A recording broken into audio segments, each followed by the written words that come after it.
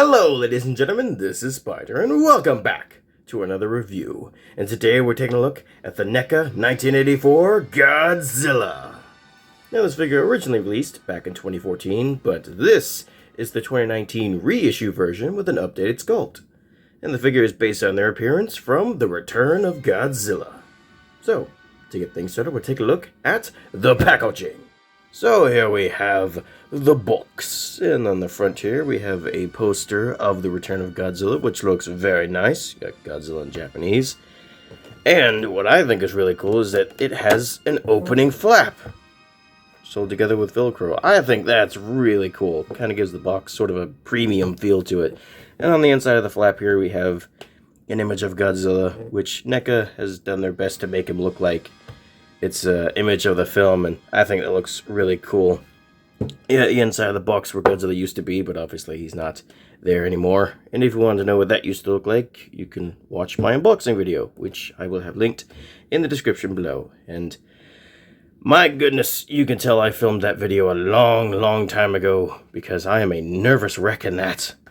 Yeah, because for those of you who don't know, I film all of my unboxings way ahead of time. And so yeah, I'm a little more experienced when it comes to making YouTube videos than I was back then. But anyways, got a flap, pretty cool. We got some nice cityscape and stuff. On the back of the box, we'll bring up the camera a little bit here. You get some very nice images of Godzilla, which, as far as I can tell, are actually pictures of the original release and not the reissue version, which that's kind of funny. You got a little bio here if you want to pause and read that. On the side of the box, you have that same poster, Godzilla in Japanese, 65th anniversary. On the other side, the exact same thing.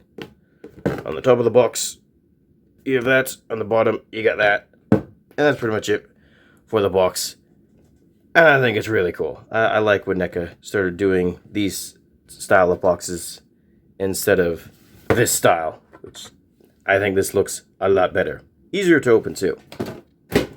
Onto the figure. And here we have Godzilla. Now, you may see this design sometimes referred to as the 1984 Godzilla or the 1985. And the reason there's that inconsistency between the 2 years is because when The Return of Godzilla originally released in Japan, it was 1984. But when it came over here to the States, it was re-edited and had new scenes inserted into it, and it was called Godzilla 1985, which released in 85. So that's why there's those 2 different years. They're basically the same thing. Now that we have that confusion cleared up, we can get into the actual figure. And to start off, we'll take a look at his articulation. So, head is on a ball joint, so it can move around. There's a ball joint at the neck as well. Allows it to look a little bit up and a little bit down. He also gets some tilting out of it, and of course, you can look around. The neck joint is very stiff. The jaw can open up about that far, which is about as much as you would want it. The arm can go that far out, and can go all the way around. The elbow can straighten out like that and can only bend that far, which is pretty disappointing, if I'm being honest. I kind of wish that they went with the double jointed elbow. Well, it wasn't really a double jointed elbow, but there were 2 joints in the arm on the 94 Godzilla, and I really wish that they used that again on this one, because it allowed for just a little bit of a deeper bend. Because that stands, that's just, it's not very good. The wrists are not on ball joints anymore.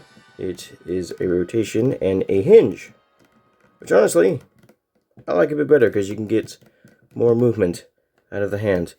So that's nice. Now move the arms out of the way and get into the torso. Oh, this is going to be tricky. Okay, so the torso on this one is on a barbell ball joint, and it is very, very tight to move around. So you can get just ever so slight of a crunch out of it, but that's really it. He moves that much. That's it. And you get a little bit of side to side, but not really. He can't really get much side to side. And he can rotate all the way around, but it's really difficult to do, and I don't want to do it. So just, he can rotate all the way around, but I'm not showing that on camera. Oh, goodness gracious. And when twisting the waist, be aware of the dorsal plates. They do kind of get in the way of each other. And yeah, the waist joint is kind of disappointing on this figure, especially in comparison to the previous NECA Godzilla, because that one was actually really good and pretty unlimited, but this one, it is very limited. And I think that's due not only to the tightness of the joint, but just the sculpt itself kind of getting in the way of itself. Like the chest and the belly really kind of bump into each other a lot. The dorsal plates get into each other a lot more on this one, even though they are still soft rubber like before. Yeah, it kind of gets in the way, but it limits the articulation more so than on the last one, which is disappointing. But anyways, we can move on to the legs, and you get that much of a split. So, not really much one... I can't speak. You can't really do much of a spread on them, but then again, it's Godzilla. When's the last time you saw him do the splits? You know, so it's not that big of a deal. What is kind of annoying is that the legs, once again, don't go forward, they go outward. Which, not a fan of that. I would like the Godzilla to kick more so forward, but yeah, you can't really do that on this one. The knee is actually pretty good. You get a decent bend. And there's also a below the knee swivel, which is very, very tight. Oh, goodness gracious. Hey. The ankles are also pretty good. You can get some pretty good movement out of them because they're on a ball joint. Some pretty good back and forth, and you get some pretty good ankle tilt out of it as well, and it can rotate. So yeah, the ankles are actually fairly well articulated. I like that. Now we move on to the tail. Almost forgot about that. So you get a ball joint at the base, ball joint here, ball joint there, ball joint there, and then the rest of the tail is a bendy wire connected on a ball joint. So that allows you to get some fairly decent bends out of it. So you can get some pretty good curves and bends out of the tail. And of course it's bendy wire, so that's you can get some pretty good movement out of that as well. And I know some people have problems with bendy wire, but I don't really, especially when it comes to NECA. I have had little to no problems when it comes to NECA bendy wire tails. They've been pretty good to me so far, so I got no problem with it whatsoever. So that is pretty much it for articulation, and whoops, I put the figure. It's okay. I do wish you could move it a bit more, and in some areas it is pretty limited in comparison to the last NECA Godzilla we covered, but in other areas it's actually a bit better. Like the ankles are way better than on the last one, and the hands are a bit better as well, but the torso joint is just, yeah, I really wish it was as movable as it was on the last one. But oh well. Now we can move on to the details. So we'll bring up the camera a bit here and zoom right on in. Take a look at that nice Godzilla head sculpt. And my goodness, that is a nice Godzilla head sculpt. Look at that. Yeah, I'm very glad that NECA listened to fans and gave us this head sculpt instead of the one they were originally going to go with, because if you haven't seen the promo images for the 85 Godzilla, yeah, it's pretty ridiculous looking, so I'm glad they gave us this one, because, oh, it is very, very, very nice looking. He is a bit cross-eyed, but that's not exactly inaccurate.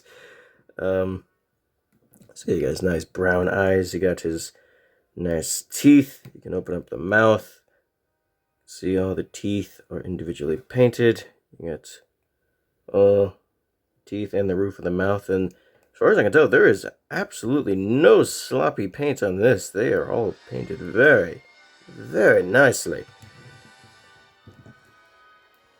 The side, the head, you get the neck and the chest. Looks very nice, and the entire figure is done in this matte finish, which basically just means it's more of a flat color instead of glossy or anything like that. The chest is really nice, and I don't know if I'm going crazy or not, but I feel like there is a very, very light coat of like brown on the underbelly of the figure. I don't know if I'm going crazy, but I feel like there is a bit of a difference of color on the chest than there is the rest of them. I don't know, maybe I'm losing my mind. You get the arms, just sculpted very nicely. You got the hands with the brown claws, which I don't really know why they went with brown. His claws aren't brown in the film. Heck, his claws aren't even brown on the poster they used on the box. So I don't know why they went with brown. It's like with the last figure, they decided to make his claws blue. Like, what's with these weird artistic color choices? That's very strange. But the claws are painted all the way around, which is always appreciated. Painted all the way around on both hands. That is quite nice. You got the big old chunky thighs, which is to be expected with Godzilla. The legs. You got the Godzilla fight, and for some reason, some of the claws are way longer than the other ones. I don't know why. I thought maybe that was accurate to the film, but nope. It's not at all what that looks like, so it's just an odd sculpt choice. Then you have some stamps on the bottom there. And you can take a look at these dorsal plates, which do look quite nice. Some of the paint towards the bottom here could have been there more, but oh well. Yeah, the other side just looks pretty dang nice. And you got spikes on the tail. And also, while the spikes on the back are more of a rubbery one, the ones on the tail are just solid plastic, so while they're not sharp, they can still poke you a little bit, so be aware of that. But you got gray paint for the dorsal spines, which goes all the way to the tip of the tail. Very, very nice. Not necessary to me, but always appreciated when they do that. And goodness, I really can't speak. And the underside of the tail is sculpted, which I completely forgot to talk about on the last NECA Godzilla, but yeah, that looks quite nice. And again, don't know if I'm going mad, but I feel like that same sort of light brown paint is also on the bottom of the tail. I don't know. Maybe I'm losing my mind. Probably am, but yeah. So, detail and sculpt-wise, I feel like NECA did an absolutely fantastic job with this figure. I mean, just look at that face. That's just a spitting image of the 84 Godzilla. Or at least the suit, anyways, because they use a few different things to bring the 84 Godzilla to life, including the suit, a close-up animatronic, and the Godzilla Cybot, which, if you don't know what that is, it's basically this 16-foot giant robot they made for wide shots. But all of those things look a little different from each other. And this figure seems to be based exclusively on the suit, which, in my opinion, is the best choice, because that's what you were watching for 80% of the movie anyways.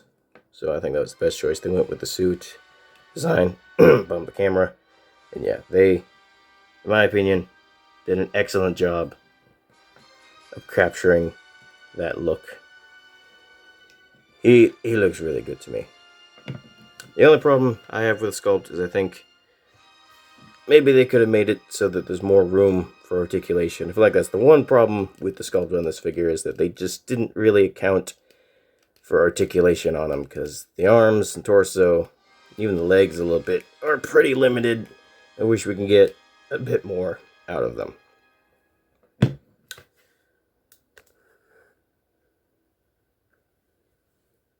So that is pretty much it for the details.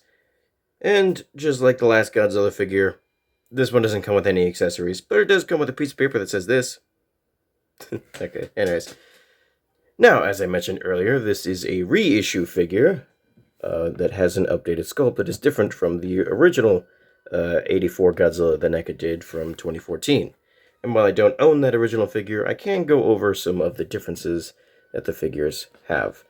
Like, for starters, the wrists on the original release are ball joints, whereas this one, they are hinges and whatnot.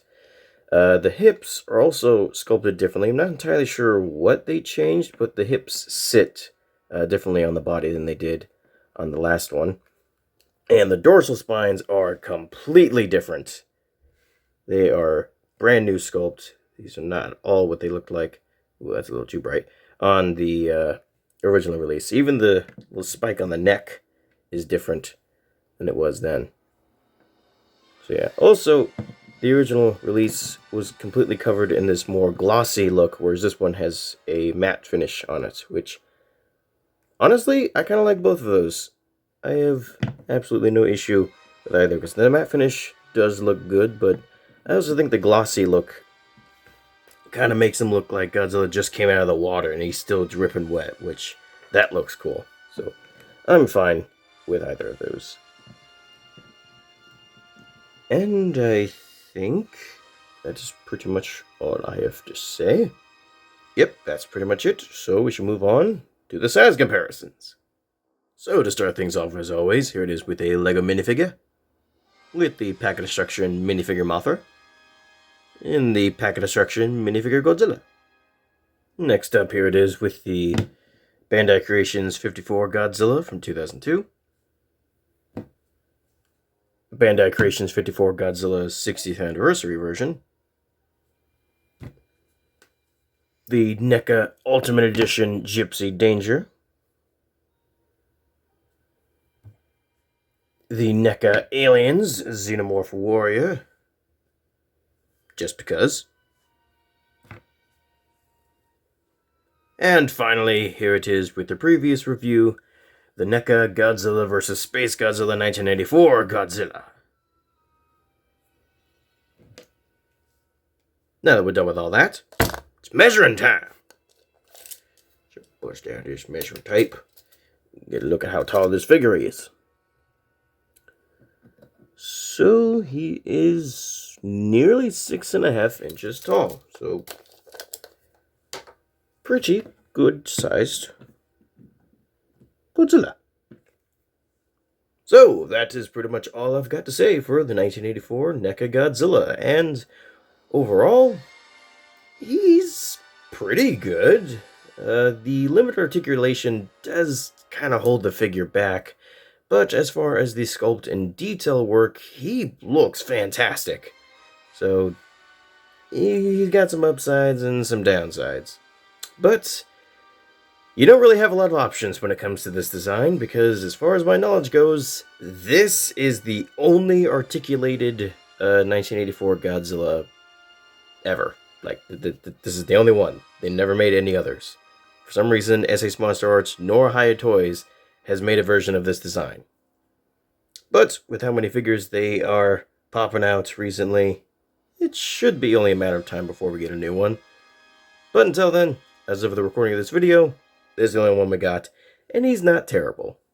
He's not great, but he does have some pretty good parts to him. Now, the bad news. If you wanted this figure for yourself, again, like the last one, he is not cheap. On eBay, he's going for around like $80 to $90, which, no, he's not worth that, like, at all. I mean, I think this figure, when it originally released, was like $30 at most. So, no, it's not $90. But that's pretty much what you'll be finding him at, and it sucks that those prices have gone up as high as they did, because he is a pretty cool figure, and if you could find him for like that $25, $30 price range, then yeah, I definitely recommend picking him up, especially if you are a fan of this design. But at the price he is now, not really, no. No. But it's your money, spend it however you wish. Yeah, they also made an alternate version of this figure based on the NES Godzilla. So that's a thing that exists. Kind of interesting. Yeah, that's pretty much it. So, hope you all enjoyed. See you later. Sayonara. Bye.